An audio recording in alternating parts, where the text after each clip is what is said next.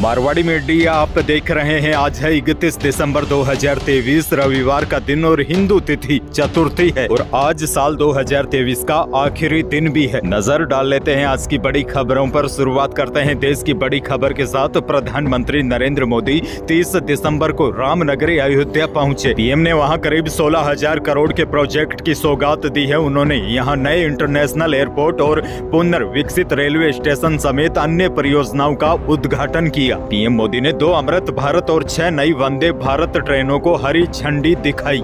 इससे पहले पीएम मोदी ने अयोध्या में एक बड़ा रोड शो भी किया। वहीं पीएम मोदी ने अयोध्या की धरती से देशवासियों से विशेष आग्रह भी किया है।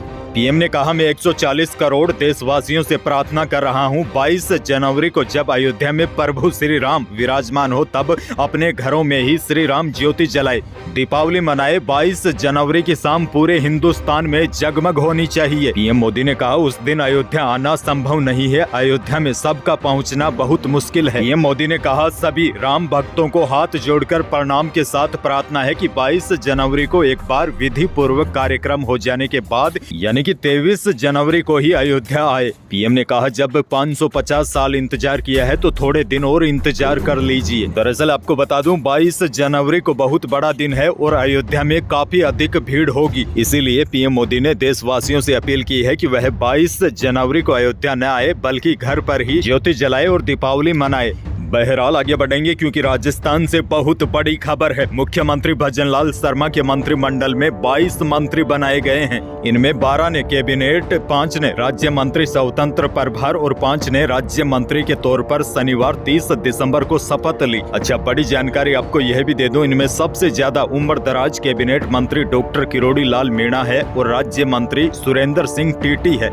दोनों की उम्र 71 साल है और कम उम्र के मंत्री सुरेश सिंह रावत है, यह 40 साल के हैं। वहीं डॉक्टर मंजू बागमार एकमात्र महिला मंत्री है, वह सबसे ज्यादा पढ़ी लिखी भी है। जोरा राम कुमावत सबसे कम पढ़े लिखे हैं, वह केवल 7वीं पास है। और बड़ी खबर देखिए, सबसे चौंकाने वाली बात तो यह है, भाजपा ने श्री करणपुर सीट से प्रत्याशी सुरेंद्र पाल सिंह टीटी को भी मंत्री बना दिया है। यह राजस्थान में पहला ऐसा मामला है जब चलते चुनाव के बीच प्रत्याशी को मंत्री बनाया गया हो। हालांकि कांग्रेस ने इस पर सवाल भी खड़े किए गए हैं, लेकिन जानकारों की माने तो नियमानुसार कोई भी वयस्क भारतीय नागरिक बिना विधायक बने ही 6 महीने तक मंत्री बना रह सकता है। वहीं देखिए, 12 नेताओं को कैबिनेट में जगह दी गई है। इनमें सबसे ज्यादा चौंकाने वाला नाम बाबूलाल खराड़ी का भी है।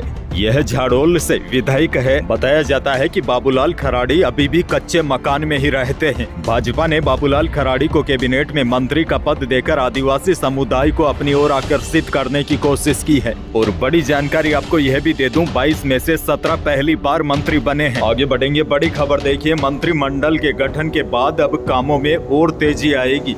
हालांकि भजनलाल सरकार ने मंत्रिमंडल के गठन के पहले ही 5 ऐसे बड़े वादों को पूरा कर देने का ऐलान कर दिया था जो उसने सत्ता में आने से पहले जनता से किए थे। जैसे आयुष्मान भारत योजना के तहत आमजन को 25 लाख रुपए तक के फ्री इलाज की सुविधा का ऐलान, ERCP योजना को अमली जामा पहनाने की शुरुआत और उज्ज्वला योजना के तहत 1 जनवरी को 450 रुपए में गैस सिलेंडर। इसके अलावा संगठित अपराधों के उन्मूलन के लिए एंटी गैंगस्टर टास्क फोर्स का गठन और पेपर लीक मामले में जांच के लिए SIT का गठन।